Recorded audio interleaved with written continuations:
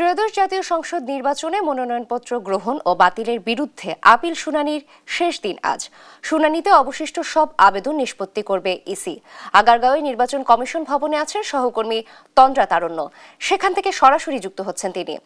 তন্দ্রা, শুনানি আজ কতগুলো আপিল নিষ্পত্তি হলো, কি কি বলছেন প্রার্থীরা ও কমিশন, বিস্তারিত জানাবেন। নাবিলা, ধন্যবাদ আপনাকে। আজকে কিন্তু অষ্টম দিন চলছে এবং আজকে কিন্তু আপিল শুনানি নিষ্পত্তি হওয়ার শেষ দিন এবং সকাল 10টা থেকেই কিন্তু এই আপিল শুনানি শুরু হয়েছে এবং আজকে 611 থেকে 645 ক্রমিক নম্বরে যে শুনানিগুলো যাদের মনোনয়নপত্র এখন পর্যন্ত স্থগিত রয়েছে এবং সেগুলো বৈধ হবে কিংবা নিষ্পত্তি হবে কিনা সেই ব্যাপারটি নিয়ে কিন্তু এখন কিন্তু ভিতরে আসলে শুনানি ইতিমধ্যে শুরু হয়েছে এবং আজকে মোট 35টির মতো আপিল শুনানি হবে এবং এর আগের গতকালের 21টি এবং এর আগের দিনের 9টি, অর্থাৎ টোটাল 30টি পেন্ডিং যে শুনানি রয়েছে সেগুলো কিন্তু আজকে হবে, অর্থাৎ অপেক্ষমান যে শুনানিগুলো রয়েছে সেগুলো এবং 611 থেকে 645 মোট 65টির মতো টোটাল আজকে শুনানি হবে এবং সেটি কিন্তু ইতিমধ্যে শুরু হয়েছে। এবং পেন্ডিং শুনানির কথা একটু আগে আমরা জানতে পেরেছি যে তারা বলছিলেন যে পেন্ডিং শুনানি 12টা থেকে শুরু হবে। এর আগের কথা যদি আমি বলি যে আজকে যেহেতু অষ্টম দিন, এর আগে 7 দিনে মোট 610টির মতো শুনানি হয়েছে, যার মধ্যে 400টি আপিল শুনানি বৈধ হয়েছে বা মঞ্জুর হয়েছে। এছাড়াও আজকে কিন্তু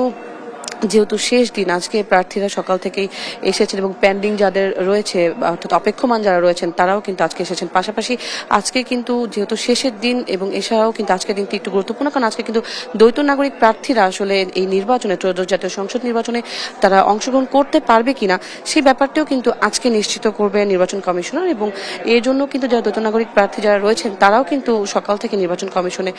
এসেছেন এবং এখন পর্যন্ত ভিতরে শুনানি চলছে। যদিও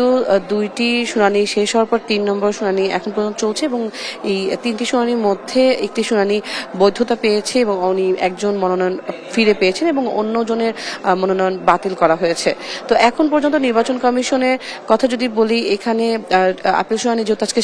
শেষ দিন উপলক্ষে বা শেষ দিন যেহেতু, সেক্ষেত্রে অন্যান্য প্রার্থী যারা রয়েছেন, অন্যান্য অনেকে যাদের বৈধ এখনো হয়নি, পেন্ডিং রয়েছে, এছাড়াও যারা বিভিন্ন ধরনের নানা ত্রুটি ফেস করেছেন বা যেগুলো নানা ত্রুটির সম্মুখীন হয়েছেন তারাও কিন্তু আজকে সকাল থেকেই এখানে এসেছেন এবং আজকে সকাল 10টা থেকে শুরু হওয়া এই আপিল শুনানি চলবে বিকেল 5টা পর্যন্ত এবং এর মধ্য দিয়ে আসলে নির্বাচনে, ত্রয়োদশ জাতীয় সংসদ নির্বাচনে কারা কারা বৈধতা পাচ্ছে এবং কারা কারা আসলে নির্বাচনে আসলে অংশগ্রহণ করবে যেসব প্রার্থীরা, তাদের সেই ব্যাপারটি কিন্তু আজকে নিশ্চিত হবে। এবং আজকে কিন্তু এছাড়াও যদি একটু জানিয়ে রাখি যে আজকে বিকেল 5টার দিকে মির্জা ফখরুল ইসলাম আলমগীর তিনি আজকে সিইসির সাথে আজকে বৈঠকে বসার কথা রয়েছে এবং পাশাপাশি একটু জানিয়ে রাখি যে আজকে কিন্তু পোস্টাল ব্যালট সংক্রান্ত কিছু তথ্য এবং এছাড়াও কিন্তু অন্যান্য আরো কিছু বিষয় রয়েছে যেগুলোকে নিয়ে আসলে ছাত্রদল কিছুটা তারা আজকে ওই ব্যাপারটি নিয়ে কিছুটা কথা বলতে চাচ্ছেন এবং সেজন্য তারা কিন্তু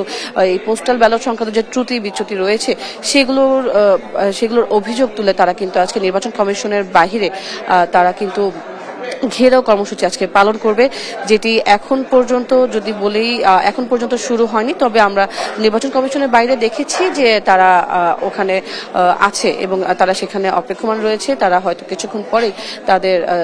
যে ঘেরাও কর্মসূচি সেটি হয়তো তারা শুরু করবে। তো নাবিলা, এখন পর্যন্ত যদি বলি যে এখন পর্যন্ত ভিতরে আপিল শুনানি চলছে, শেষ দিন যেহেতু একটু হাড্ডাহাড্ডি লড়াই বা একটা অপেক্ষার ভিতর দিয়ে আসলে সবাই যাচ্ছে কারা কোন প্রার্থী বৈধতা পাবেন এবং কারা পাবেন না সেই ব্যাপারটি নিয়ে কিছুটা শঙ্কার মধ্যে প্রার্থীরা নিজেরাও রয়েছেন এবং এই পর্যন্ত যদি বলি যে যেহেতু ভিতরে 2টি শুনানি চলছে, শেষ হয়েছে এবং অন্যান্য শুনানিগুলো কিন্তু শুরু হয়েছে যেগুলো চলবে বিকেল 5টা পর্যন্ত। নাবিলা, এই ছিল আমার কাছে নির্বাচন কমিশন থেকে সর্বশেষ।